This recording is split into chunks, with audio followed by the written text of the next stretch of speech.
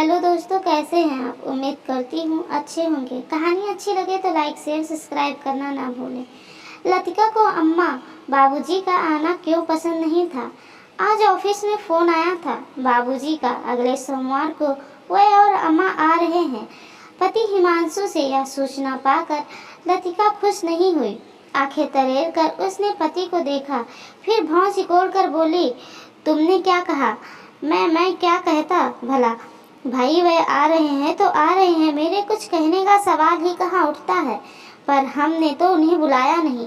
कमाल की बात करती हो तुम भी लतिका। भला माँ बाप को अपने बेटे बहू के पास उनके बुलावे पर ही आना चाहिए। अरे घर है उनका, जब जी चाहे आए। और लड़कियों की परीक्षा का क्या होगा जो सिर पर है। तुमने यह क्यों नहीं कहा कि अगले हफ्ते से बेटियों के एग्जाम हैं? मैं नहीं कह सकता, तुम चाहो तो कह दो। तौलिया उठाकर बाथरूम में घुसता हुआ हिमांशु बोला, हाँ हाँ क्यों नहीं, हर बुरी बात कहने मैं जाऊं और बुरी बनी रहूं, तुम अच्छे बने रहना। अरे मैं उन्हें वैसे ही कहाँ पसंद हूँ। पर तब तक पत्नी के शोर से बचने के लिए हिमांशु बाथरूम का शावर चालू कर चुका था। बीच के 3 दिन बेहद किचकिच में बीते। हिमांशु के सामने उठते बैठते लतिका का यही रोना रहता कि अम्मा बाबूजी आ रहे हैं, पर रहेंगे कहाँ? 2 कमरे वाले फ्लैट में उनका बिस्तर लगेगा कहाँ? फिर सवेरे से अम्मा अपना भजन चालू कर देंगी। हुआ सवेरा चिड़िया जागी। तुम भी अब जाग जाओ, भला ऐसे में बच्चियाँ अपनी पढ़ाई कर पाएंगी, वह भी इंजीनियरिंग की कंपटीशन की। हिमांशु का कहना था कि वह हमारे घर सालों बाद आ रहे हैं। पूरा घर है, ड्राइंग रूम है, उसी में रात में एक चारपाई डाल दी जाएगी, एक तखत पड़ा ही है, वहाँ हम दोनों सो जाएंगे। अम्मा बाबूजी बेडरूम में सो जाएंगे। हिमांशु के पिता कैलाशनाथ को रिटायर हुए 10 साल हो गए थे। उसके बाद वह अपने शहर सीतापुर के मकान में चले गए थे। थोड़ी सी खेती थी पहले तो, बटिया यानी हिस्से में दे रखी थी, पर अब खुद देखते हैं उनके 2 बेटे हैं, एक दिल्ली में हिमांशु, दूसरा चेन्नई में सुयश। हिमांशु के पास दिल्ली आने की उनकी इच्छा बहुत दिनों से थी। सिर्फ एक बार चेन्नई गए थे, रेल का लंबा सफ़र मुश्किल हो गया था, इसलिए फिर दोबारा नहीं गए। दिल्ली तो फिर भी पास था, सरकारी नौकरी से रिटायर हुए थे, इसलिए पेंशन मिल जाती थी। लतिका के साथ रहने का मौका उनको कम ही मिला था। शादी के बाद ही वह हिमांशु के पास दिल्ली आ गई थी। दोनों बेटियां भी दिल्ली में हुई। तब कैलाशनाथ नौकरी में थे। बेटियों के होने पर हिमांशु की माँ शांति देवी कुछ दिनों के लिए बहू के पास आ गई थी, पर लतिका की गृहस्थी में वह ज़्यादा रच बस ना पाई। लतिका ने अपनी माँ को भी बुला लिया था। हर बात में उन्हीं का दखल रहता। मायूस होकर शांति देवी पति के पास लौट आई थी। उसके बाद किसी त्योहार पर ही वह लोग मिलते थे। शांति देवी भी नाप तोल कर बहू से बोलती। उन्हीं के आने के समाचार से लतिका बेचैन हो उठी थी। सोमवार को हिमांशु स्टेशन जाकर अम्मा बाबूजी को लिवा लाएगा। उसकी दोनों बेटियां किम और केत की अलग मुंह बनाए घूम रही थी। माँ से उन्हें पता चल गया था कि गांव से बाबा दादी आ रहे हैं, कितना नुकसान होगा पढ़ाई का। वह यही राग अलापती रहती। हिमांशु तंग आ चुका था इनकी बकबक से। ऊब कर उसने कह दिया, क्या जिन घरों में बच्चों के दादी बाबा रहते हैं वे बच्चे जाहिल रहते हैं? अगर हम सब एक घर में एक ही साथ रह रहे होते तो क्या करती तुम लोग?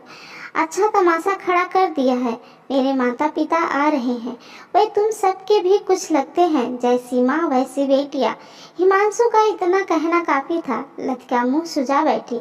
जिस दिन कैलाशनाथ और शांति देवी आए उस दिन भी उसका मुंह सूजा ही रहा। हाँ, उनके पैर छूकर वह चाय नाश्ता जरूर रख गई। पास बैठी भी रही। शांति देवी ने दोनों बेटियों को बुलाकर प्यार किया, उनसे उनकी पढ़ाई लिखाई के बारे में बातें की। वे उन दोनों के लिए सूट का कपड़ा लाए थे। कैलाशनाथ 2 बड़ी चॉकलेट लाए थे। तोहफा पाकर तो बच्चियां खुश हो गई। दादी के गले में बाहें डालकर वे झूल गई तो लतिका ने उन्हें घूर कर देखा। माँ के तेवर देखकर लड़कियां पढ़ने का बहाना बनाकर वहाँ से खिसक ली। खाना भी लतिका ने अच्छा बनाया था। सास को खीर पसंद थी, सो उसने खीर भी बनाई थी। सोने की बात चली तो कैलाशनाथ और शांति देवी ने बेडरूम में सोने से मना कर दिया। कहने लगे यहीं बैठक में सो जाएंगे। दूसरे दिन 4 बजे ही खटपट सुनकर लतिका की नींद खुल गई। साथ वाले बाथरूम से आवाजें आ रही थी। जरूर अम्मा बाबूजी उठ गए होंगे। लतिका मुंह ढक कर फिर सो गई। सुबह जब वह बाथरूम में गई तो देखकर दंग रह गई। पूरा बाथरूम साफ सुथरा चमक रहा था।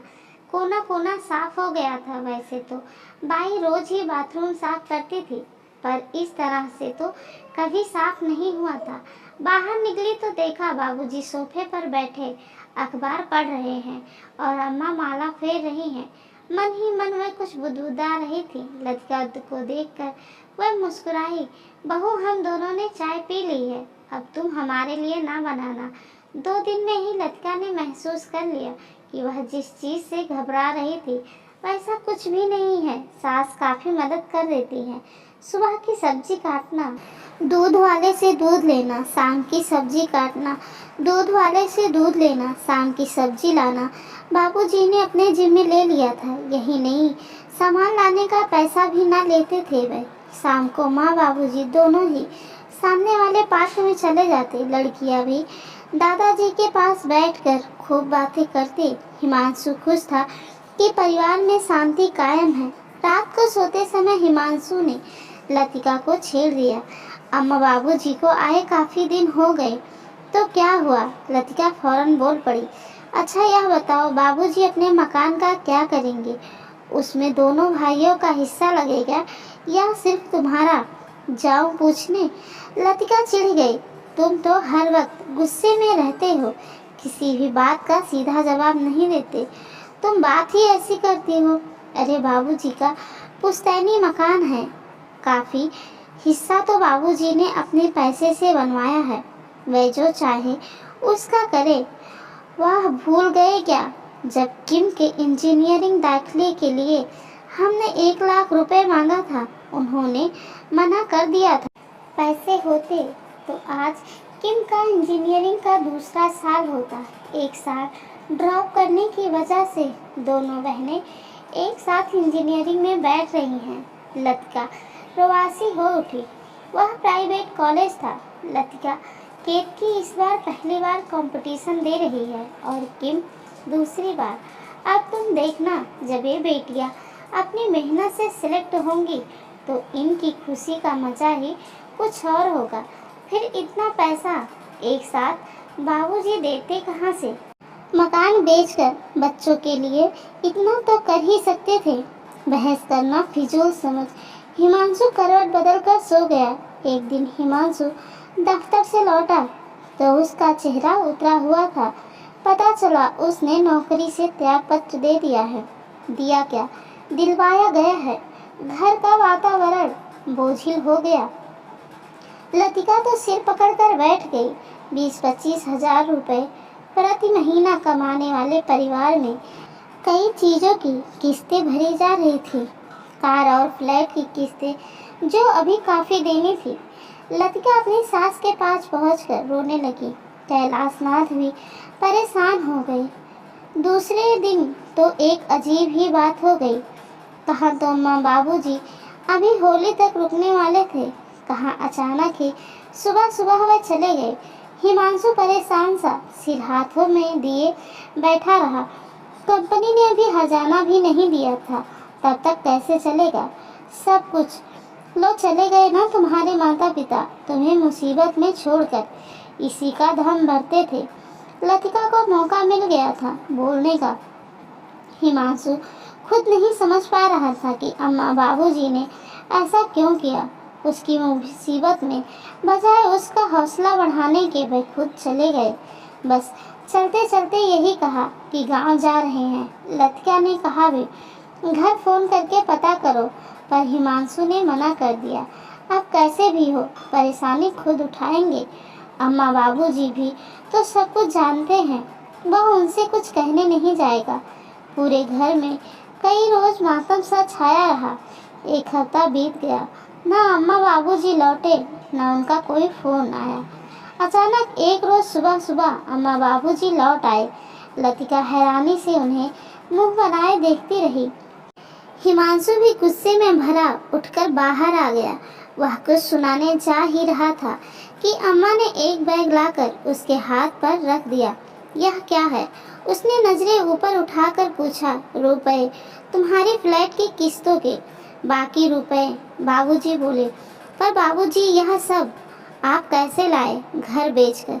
घर बेचकर? हिमांशु आवेश में उठकर खड़ा हो गया। पर वह तो पुश्तैनी मकान था। आपने उसे बेचने से मना किया था।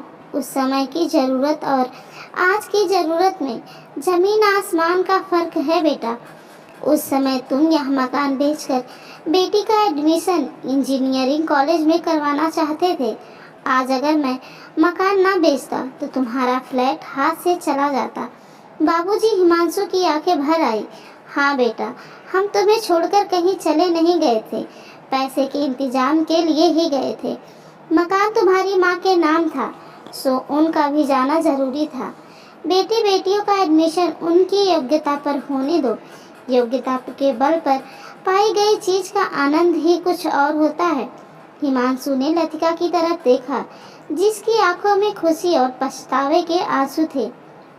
एक बात याद रखो बेटा, आज प्राइवेट नौकरियों का कोई भरोसा नहीं होता है। ये आज अच्छी हैं, लालच देती हैं, ढेर सारा पैसा देती हैं, पर कल जब इन्हें कोई तुमसे लायक मिल जाता है तो तुम्हें मक्खी सा निकाल कर फेंक देती हैं। अपना खर्च अपनी हैसियत के मुताबिक करना सीखो। एक पुराना नियम है, कर्ज लेना हो तो सिर्फ 2 मौकों पर लो। एक बच्चे की पढ़ाई के लिए, दूसरा बेटी की शादी के लिए। ये हमारे जमाने की बातें हैं, शायद आज के समय में खरी ना उतरे। मैं तुम्हें नसीहत नहीं दे रहा हूँ। तुम्हारे सामने 2 बेटियां हैं। पहले उनकी पढ़ाई और शादी के लिए पैसे इकट्ठा करो। घर की विलासिता की चीजें तो बहुत छोटी आवश्यकता होती हैं। दोपहर तक कैलाशनाथ और शांति देवी ने अपना सामान बांध लिया। लतिका हैरान परेशान होकर पूछ बैठी, अम्मा आप कहाँ जा रही हैं? अब हम सब साथ ही रहेंगे। नहीं बहू, अम्मा मधुर स्वर में बोली, हमारा दूर दूर रहना ही अच्छा है। तुमने और मैंने एक लंबा समय अलग अलग बिताया है। मैंने तुम्हारी सहायता की तो इसका मतलब यह नहीं है कि मैं तुम्हारे साथ तुम्हारी गृहस्थी में रहूं। हम कभी मिलेंगे तो ज़्यादा प्यार और अपनापन बना रहेगा। हिमांशु का हौसला बढ़ाती रहना। उसे जल्दी ही नौकरी मिल जाएगी। इतनी सारी डिग्रियां हैं उसके पास। जीवन में उतार चढ़ाव तो आते ही रहते हैं, उनसे हिम्मत नहीं हारते। यही तो जीवन है बहू। पर माँ जी देखो बेटी, अब की कैलाशनाथ बोल पड़े, मन छोटा हो तो बड़े से बड़ा घर भी आदमी को छोटा लगने लगता है। एक अरसे से हम अलग अलग रह रहे हैं। अब एक दूसरे के साथ रहकर एडजस्ट करने में दोनों को परेशानी होगी। खैर छोड़ो न बातों को। तुम हिमांशु और बच्चियाँ खुश रहो, यही कामना है। पर आप रहेंगे कहाँ? वहीं जहाँ रहते थे। भाई मकान वहाँ नहीं रहा, पर गांव तो अपना है ही। अभी सरकारी मुलाजिम रहा हूँ, पेंशन पाता हूँ और इतनी पाता हूँ कि किराए का मकान लेकर रह सकूँ। समझे? हिमांशु और लतिका निरुत्तर खड़े रह गए। कहानी अच्छी लगी हो तो लाइक शेयर सब्सक्राइब करना ना